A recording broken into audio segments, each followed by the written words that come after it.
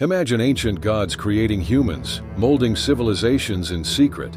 But what if there's more to the story? What if a mysterious group like the Anunnaki didn't just shape history, but have been involved in the origins of black people? Is it a myth, or can it be actually true? Before we dive into the video, hit the like button and write "more" in the comments, as this platform is not a fan of these kind of videos. Now let's get started. The puzzling mystery of whether the Anunnaki played a role in the creation of black people has been a topic of discussion among researchers and historians for many years. The Anunnaki, beings of great mystery and power, according to ancient texts, have left many questions unanswered about their origins and influence. Were they truly the divine beings who bestowed civilization upon humanity? Or is there a deeper truth waiting to be uncovered? To reveal this mystery, we must first delve into the ancient Sumerian tales that speak of the Anunnaki. These ancient stories hold clues to understanding who the Anunnaki were believed to be and the extent of their influence on human history.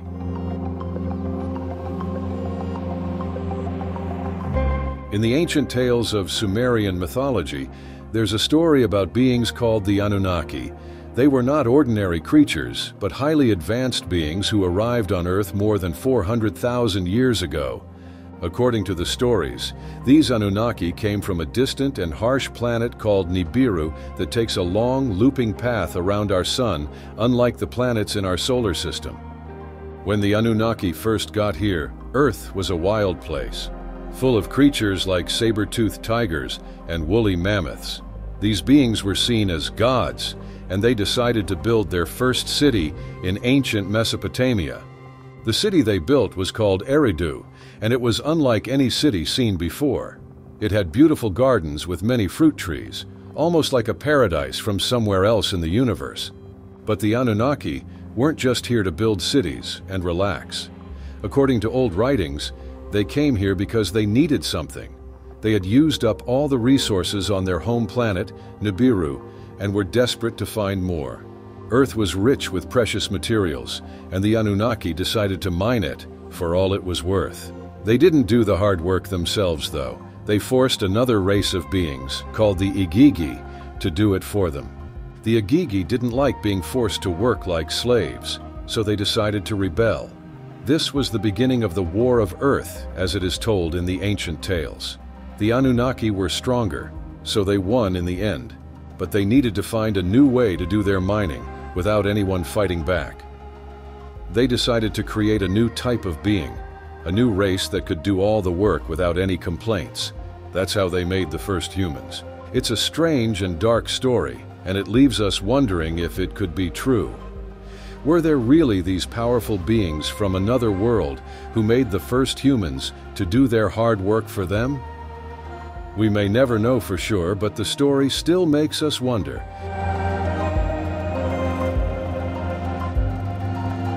Now this is where the story takes a truly mind-blowing turn. Even after defeating the Igigi uprising, the Anunnaki were left in need of a new subordinate workforce, one that was intelligent enough to take orders and perform tasks, but not so smart that it would again revolt against its creators. The solution? Genetically engineer an entirely new race of beings by mixing their own DNA with that of the indigenous life already present on Earth. The first attempt to create this new, primitive worker resulted in a hulking species of giants lacking higher intelligence called the Nephilim. But the Anunnaki persisted and eventually succeeded in developing the first biologically modern humans, a being they called Adamu. We are told the Adamu were of much smaller stature than their Anunnaki overlords, both stronger and smarter than the Nephilim giants, but still operating at a baser level of intelligence. The perfect servants to mine gold and other precious resources for their new masters on Earth. Over time, the Adamu began developing more advanced skills like language and basic agriculture under Anunnaki apprenticeship, and kept at a carefully controlled population size. All was well. That is, until the humans started ignoring orders and rapidly reproducing beyond the Anunnaki's desired constraints. Finding their creation getting out of hand, the legendary tales say the Anunnaki condemned the human Adamu to exile from the Eridu settlement. Before we continue, make sure to watch our video about Road to Agartha and Olaf Janssen's Journey to the Inner Earth. Okay, so let's get back to our main video.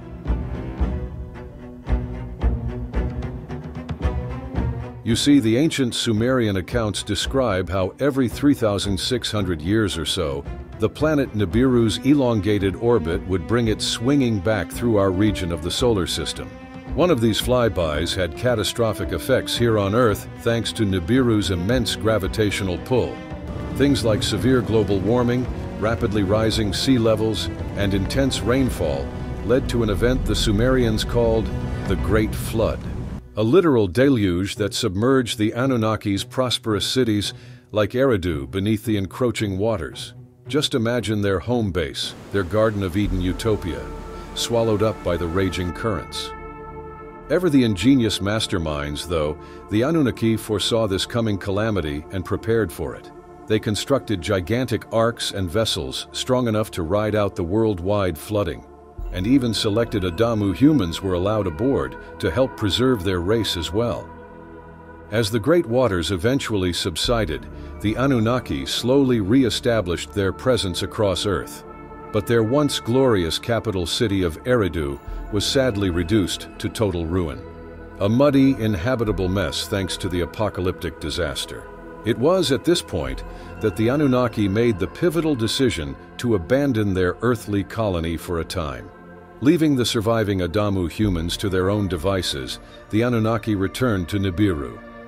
But not before passing down much of their vast civilizational knowledge and setting up hierarchical systems of rulership for mankind to follow. Long ago, people were given the secrets of building temples and massive structures like ziggurats.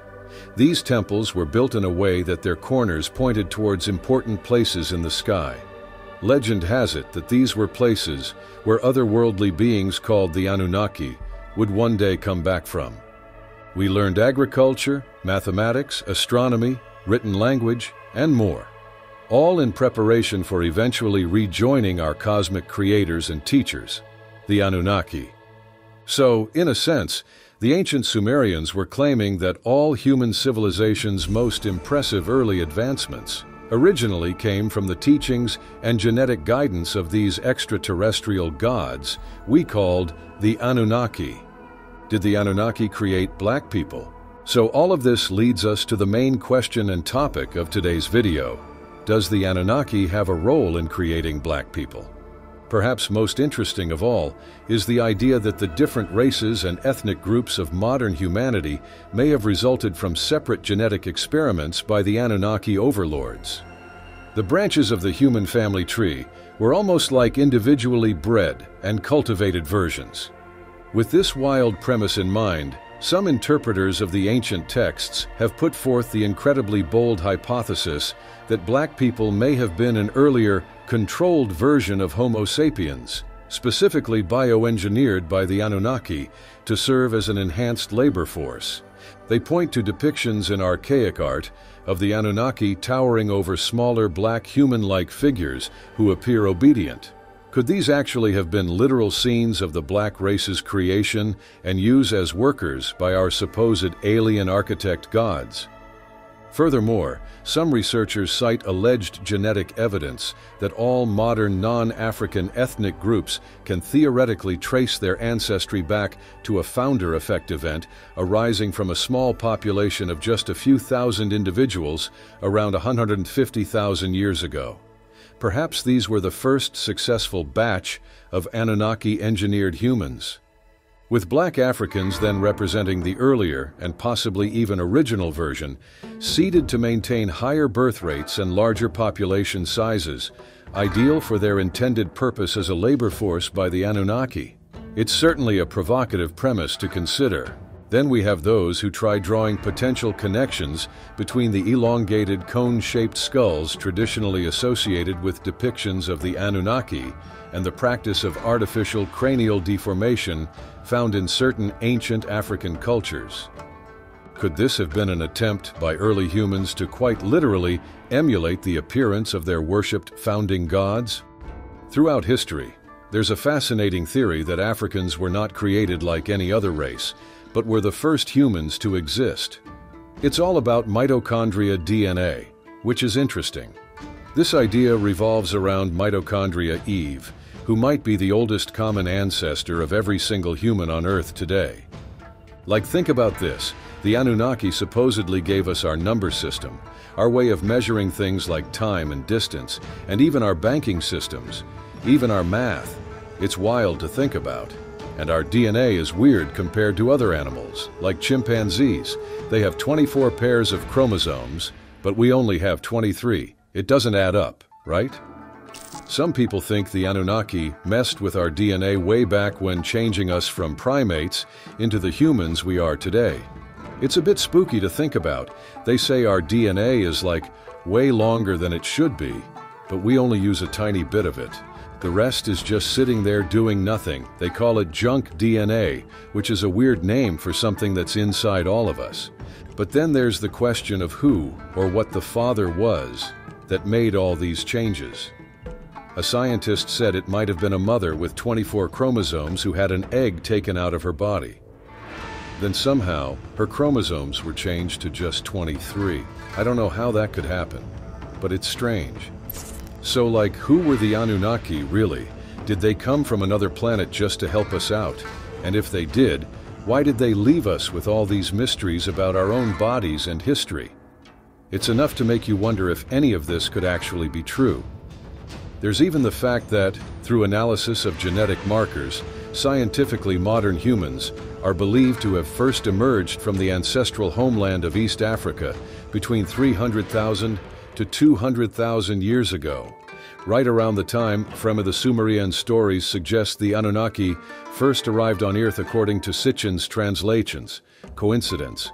Or were the wandering Anunnaki simply locating their genetic experiments near the region where humanity first began evolving?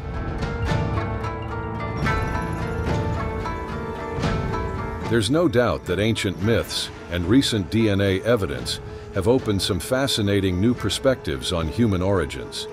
But at this point, we simply don't have definitive proof whether the Anunnaki created any specific race, black people or otherwise. What we do know is that these stories from millennia ago contain knowledge and insights that still confuse us today. Perhaps they were simply metaphorical explanations, conceived by ancient people to make sense of the complexity of the natural world around them. Or maybe, just maybe, they are truth buried within, profound realizations about our species having been touched by higher bits of intelligence from the cosmos eons ago. That we humans are not simply the result of blind chance and evolution, but purposefully engineered beings with loftier origins and destinies. What do you think about these Anunnaki mysteries? Could black people and the rest of humanity really be the product of some long-lost alien race playing God? Or are these just fanciful tales that have gotten a bit out of hand? All right, everyone, that's it for today.